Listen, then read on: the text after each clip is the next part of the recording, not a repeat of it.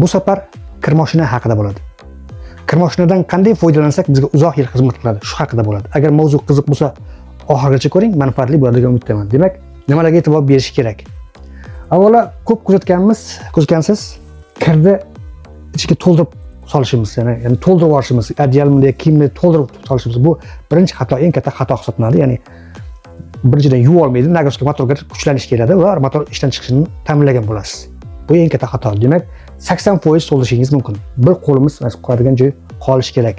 Kir yaxshi yuviladi. Ikkinchisi bu albatta suvda 95-80 darajada isitish. Bilasiz, kir mashinada tokni eng katta oladigan narsa bu suv isitish jarayonida oladi. Ya'ni ten qizib suvda isitish jarayonida tok katta oladi. Kuzatamiz, ko'plar 90 ga qo'yib qo'yadi, 95 ga qo'yib qo'yadi, 80 ga qo'yib qo'yadi suv isitish masalasini. Bu ham xato hisoblanadi. Aslida 30-40 ga qo'ysangiz ham normal bo'ladi. Shunda yaxshi bo'ladi. Unda kiyimlarimiz ham uzoq ketadi. Agar biz 90 ga qo'yaversak, bu kiyimlarga ham ziyon degani. Demak, 30-40 men tavsiya qilaman, 30-40 da yuvganingiz harorati. Keyin ajinda ham masalan ko'plar 1000 ga qo'yib qo'yadi. Ajin degani bu siqish, o'rtasidagi oxirida siqiladi-ku, siqib quritish. O'shani ham ko'plar 1000 ga qo'ygan. Yo'q, u ham xato. 800 iloji 400 ga qo'yganingiz yaxshi. Bu endi shunda ham kuchlanish kelmaydi.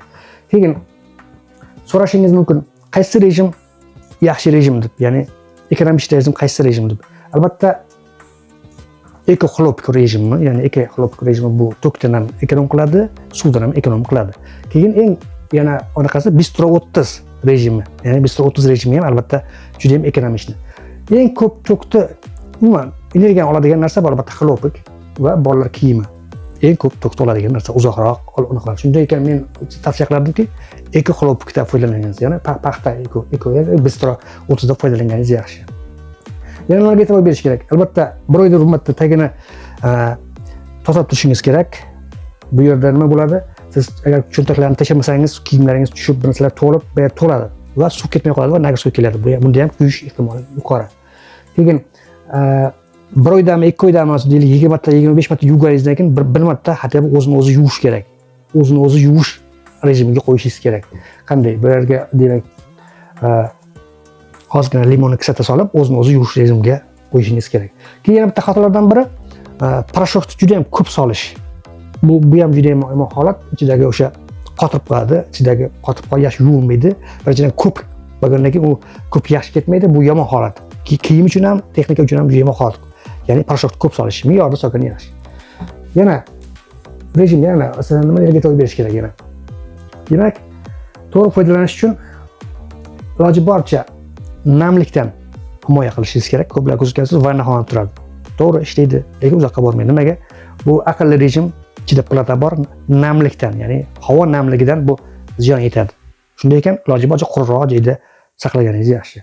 Keyin urinda turish kerak, bu to'g'ri turish kerak, hamma tomonlama. Bu unaqasi o'zi unaqa to'g'ri turish kerak. Keyin yana bitta narsa bor, ko'proq platasi kuyadigan narsa, platasi yaxshi bo'lgani uchun plata kuyadi. Bu nimadan kuyadi? Asosan tokni o'ynashidan, ya'ni tok o'ynab turadigan bo'lsa, skachka deymiz. Tok o'ynab turadigan bo'lsa, albatta plata, ya'ni miyasi kuyadi. Shunday ekan, uni himoya qilishimiz kerak. Bu arzon narsa emas. Mashina arzon narsa emas. Shunday ekan, uni himoya qilishimiz kerak. Qanday himoya qilamiz? Men sizga oddiy ko'rsataman. Mana qo'limda aqlli rozetka. Buni ruschasiga relay напряжение ham deydi, ampermetr va voltmetr ham deydi.